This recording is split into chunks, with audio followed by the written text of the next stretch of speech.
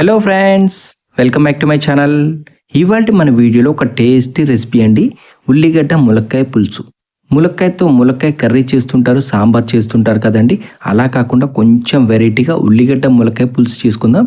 ఈరోజు ఈ వీడియోలో ఈ ఉల్లిగడ్డ ములక్కాయ పులుసు ఎలా చేయాలో చూసేద్దాం. ముందుగా స్టవ్ పైన ఒక కడాయి పెట్టుకొని అందులో 2 లేదా 3 టేబుల్ స్పూన్ ఆయిల్ని అయితే యాడ్ చేసుకోండి. ఆయిల్ హీట్ అయిన తర్వాత కొద్దిగా కరివేపాకును వేసుకోండి. దీంతో పాటుగానే 4 లేదా 5 రెడ్ చిల్లీస్, అలాగే 1 టేబుల్ స్పూన్ తాలిమింజలు, 1 టేబుల్ స్పూన్ జీలకర్ర కూడా యాడ్ చేసుకోండి. యాడ్ చేసుకున్న తర్వాత ఒకసారి బాగా ఫ్రై చేసుకోండి. ఫ్రై అయిన తర్వాత ఇందులోనే ముందుగా కట్ చేసి పక్కన పెట్టుకున్న ఆనియన్స్ అన్నీ కూడా యాడ్ చేసుకోండి. ఇలా ఆనియన్స్ యాడ్ చేసుకున్న తర్వాత ఒకసారి బాగా మిక్స్ చేసుకోండి. ఆనియన్స్ అన్నీ కూడా లైట్ గోల్డెన్ బ్రౌన్ కలర్ వచ్చే వరకు ఫ్రై చేసుకోండి. ఆనియన్స్ త్వరగా ఫ్రై అవ్వాలంటే ఇందులోనే 1 టేబుల్ స్పూన్ పసుపు, అలాగే 1 టేబుల్ స్పూన్ సాల్ట్ని కూడా యాడ్ చేసుకోండి. ఇవి యాడ్ చేయటం వల్ల ఉల్లిగడ్డ అనేది త్వరగా ఫ్రై అవుతుంది. ఇలా ఇవి 2 వేసుకున్న తర్వాత ఉల్లిగడ్డ ముక్కలు పట్టేలాగా ఒకసారి బాగా మిక్స్ చేసి స్టవ్ని లో ఫ్లేమ్లో ఉంచుకొని 1 నిమిషం పాటు ఫ్రై చేసుకోండి. ఇప్పటివరకు మా ఛానల్ని సబ్స్క్రైబ్ చేయండి, వీడియోని లైక్ చేయండి, షేర్ చేయండి. ఇలా ఉల్లిగడ్డ ముక్క అంతా ఫ్రై అయిన తర్వాత ముందుగా కట్ చేసి పక్కన పెట్టుకున్న ఈ ములక్కాయ ముక్కలు అన్నీ కూడా ఇందులో యాడ్ చేసుకోండి. ములక్కాయ ముక్కలు యాడ్ చేసుకున్న తర్వాత ఉల్లిగడ్డలో కలిసేలాగా ఒకసారి బాగా మిక్స్ చేసుకోండి. ములక్కాయ ముక్కలు కట్ చేసేటప్పుడు పైన పొట్టు తీయాల్సిన అవసరం లేదండి. మీకు కావాలి అంటే తీయండి, లేదంటే అంతే ఉంచేసేయండి. ఇలా ఒకసారి బాగా మిక్స్ చేసుకున్న తర్వాత ప్యాన్ పైన మూత ఉంచి 2 నుంచి 3 నిమిషాల పాటు బాగా ఫ్రై చేసుకోండి.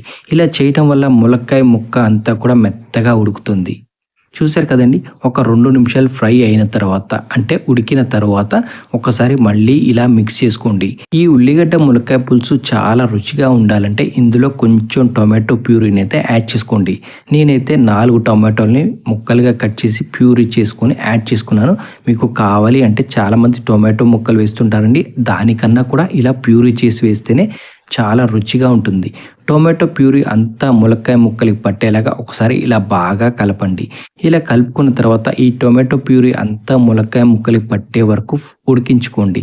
ఇలా ఉడికించుకోవడం కోసం ప్యాన్ పైన మూత వచ్చి 1 నిమిషం పాటు ఉడికించండి. ఇలా ఉడికిన తర్వాత ఇందులోనే కొంచెం ముందుగా నానబెట్టిన చింతపండు రసాన్ని అయితే యాడ్ చేసుకోవాలి. ఈ చింతపండు రసం అనేది మీ రుచికి తగ్గట్టుగా, అంటే పులుసు ఎంత కావాలో దానికి తగిన విధంగా యాడ్ చేసుకోండి. మీకు చింతపండు కొత్తదైతే పులుపు తక్కువగా ఉంటుంది కాబట్టి కొంచెం ఎక్కువగానే యాడ్ చేసుకోండి. నేనైతే నిమ్మకాయ సైజ్ అంత చింతపండుని యాడ్ చేసుకున్నాను. పాత చింతపండు అయితే పుల్లగా ఉంటుంది కాబట్టి మీరు చింతపండు అనేది తినే పులుపుని బట్టి అడ్జస్ట్ చేసుకోండి. పులుపు కొంచెం ఎక్కువగా అయినట్టయితే అందులో వాటర్ని యాడ్ చేసుకోండి, నో ప్రాబ్లం. ఇలా చింతపండు రసం అంతా యాడ్ చేసుకున్న తర్వాత చింతపండు రసం అంతా కూడా బాగా మరిగే వరకు మరిగించండి. ఇందులోనే మీకు కావాలి అనుకుంటే కొంచెం బెల్లం కూడా యాడ్ చేసుకోవచ్చండి. నేనైతే యాడ్ చేయట్లేదు, ఇది కేవలం ఆప్షన్ మాత్రమే.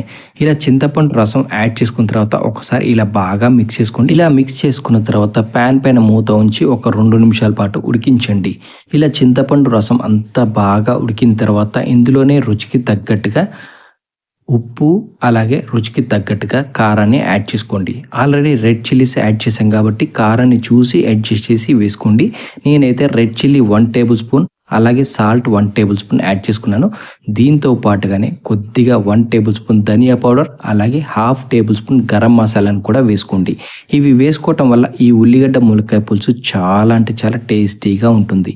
ఇలా ఇవన్నీ యాడ్ చేసుకున్న తర్వాత ఒకసారి ఇలా బాగా మిక్స్ చేసుకోండి. ఇలా మిక్స్ చేసిన తర్వాత ఈ రెసిపీ ఇంకా టేస్టీగా ఉండాలంటే ఇందులోనే 1 టేబుల్ స్పూన్ శనగపిండి, 1 టేబుల్ స్పూన్ బియ్య పిండిని వాటర్లో మిక్స్ చేసి ఇందులో యాడ్ చేసుకోండి. ఇలా చేయటం వల్ల ఈ రెసిపీ అనేది చాలా టేస్టీగా ఉంటుంది. ఒక్కసారి ట్రై చేయండి. ఇలా చేయటం వల్ల ఈ రెసిపీ అంటే ఈ పులుసు అనేది చాలా చిక్కగా ఉంటుంది. ఇది యాడ్ చేసిన తర్వాత ఇలా కలుపుతూనే ఉండాలి, లేదంటే అంతా గట్టిగా గడ్డలాగా అవుతుంది. పూరీ కూరలో మీరు ఎలా అయితే మిక్స్ చేస్తారో సేమ్ అలానే మిక్స్ చేసుకోవాలండి. ఎప్పుడైనా సరే ఈ మిక్స్ అనేది లాస్ట్లోనే వేసుకోవాలి, మధ్యలో వేసినట్టయితే అంతా కూడా మాడిపోతుంది. చూశారు కదండి, ఫైనల్గా ఇందులో కొద్దిగా కొత్తిమీర, పుదీనా వేసుకొని స్టవ్ ఆఫ్ చేసేయండి.